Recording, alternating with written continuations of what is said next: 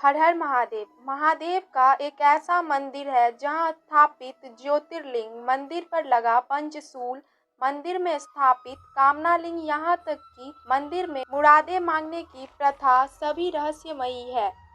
एक ऐसा मंदिर जिसकी स्थापना रावण ने की और इस मंदिर के रहस्यों को सुन के आप दंग रह जाएंगे। हम बात कर रहे हैं बैद्यनाथ धाम की, जहां शिव जी के 12 ज्योतिर्लिंग में से एक स्थापित है।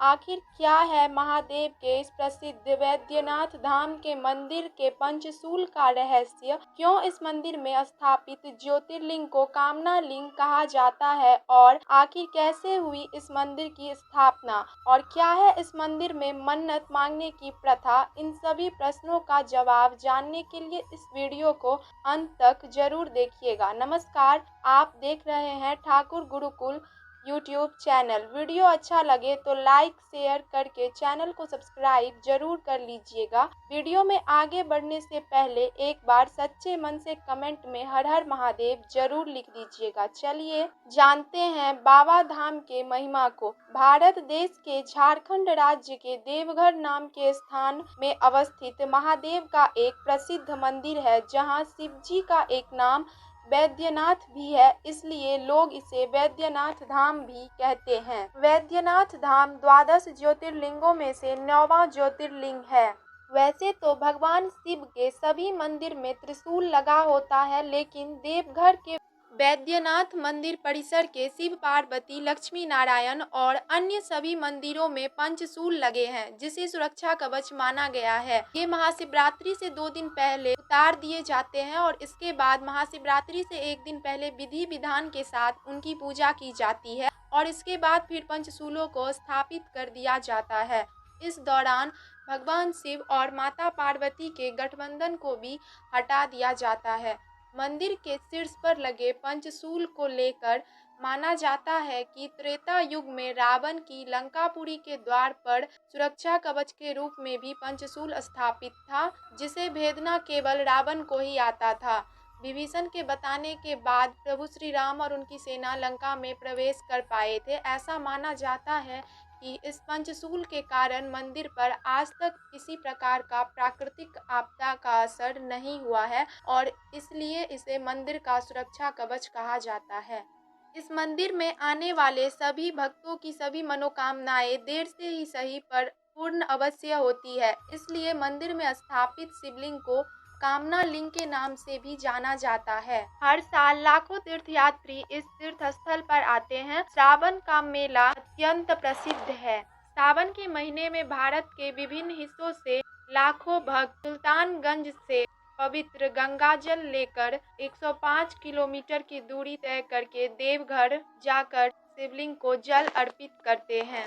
माना जाता है कि सर्वप्रथम श्री रामचंद्र कांवड़ लेकर भगवान शिव को जल अर्पित किए थे और तभी से यह प्रथा चली आ रही है। देवघर में माता के 51 शक्तिपीठ में से एक स्थित है।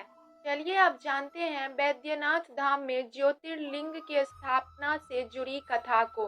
रावण, जो भगवान शिव का बहुत बड़ा भक्त था, पौराणिक कथा के अनुसार दशानन रावण भगवान शंकर को प्रसन्न करने के लिए हिमालय पर तप कर रहा था। वह एक एक करके अपने सिर काटकर शिवलिंग पर चढ़ा रहा था। 9 सिर चढ़ाने के बाद जब रावण अपना 10वां सिर काटने वाला था तो महादेव प्रसन्न होकर उसे दर्शन दिए और उससे वरदान मांगने को कहा। तब रावण ने ज्योतिर्लिंग के रूप में महादेव को लंका ले जाने का वरदान मांग लिया। रावण ने इच्छा जताई कि भगवान शिव कैलाश को छोड़ लंका में रहे। महादेव ने उसकी इस मनोकामना को पूरा तो किया, साथ में एक शर्त भी रखी कि अगर उसने शिवलिंग को रास्ते में कहीं भी रखा, महादेव वहीं स्थापित हो जाएंगे और वहां से शिवलिंग को कोई नहीं उठा पाएगा। तो रावण ने यह शर्त मान ली।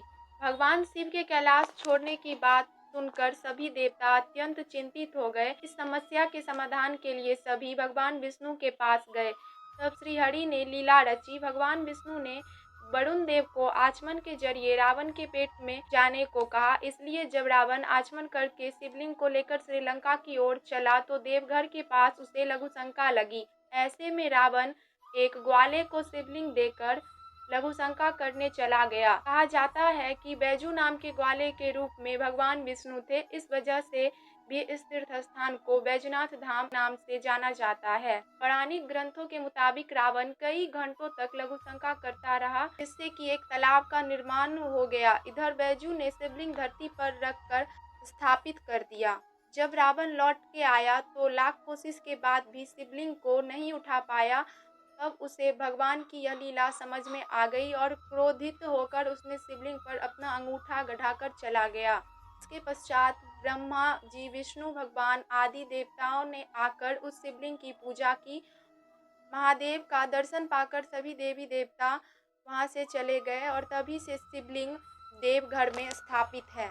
माना जाता है कि देवघर बैद्यनाथ धाम में माता सती का हृदय कटकर गिरा था, इसलिए इसे शक्ति पीठ भी कहा जाता है। देवघर के पुजारियों का कहना है कि बाबा के दरबार में हर मनोकामना पूरी होती है। ज्योतिर्लिंग को स्पर्श करके मांगी गई हर मन्नत महादेव अवश्य पूरी करते हैं। जो भी भक्त देवघर आकर ज्योतिर्लिंग का दर्शन करते हैं वह वासुकीनाथ जाकर अवश्य ही वहां स्थापित शिवलिंग का पूजा अर्चना करते हैं।